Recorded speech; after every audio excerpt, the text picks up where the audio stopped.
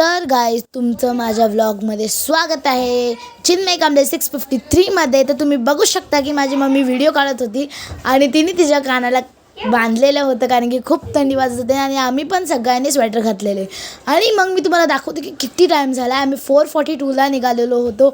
एवढं सकाळी आम्ही एवढे पहाटे निघालेलो होतो की पूर्णकडे म्हणजे सगळीकडे काळोखच होता आणि एवढे लोक बिचारे सकाळी उठतात आणि बिचारे कामाला जातात म्हणून त्यांच्यावर पण दया आली। पण आपण पण तर उठलं ना भाई।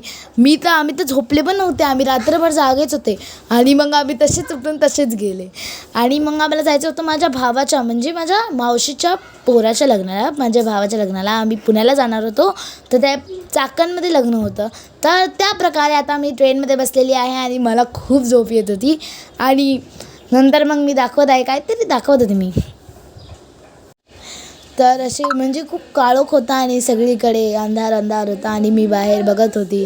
एकदम नजारा मस्त होता आणि आम्हाला खूप स्लीपी फील होत होतं आणि खूप म्हणजे काळोख होता। तर मी काहीतरी ट्रेन दाखवत होती बाहेर आणि माझ्या बाजूला माझी बहीण बसलेली, तिला पण थंडी वाजत होती आणि बिचारीची तब्येत खराब आहे।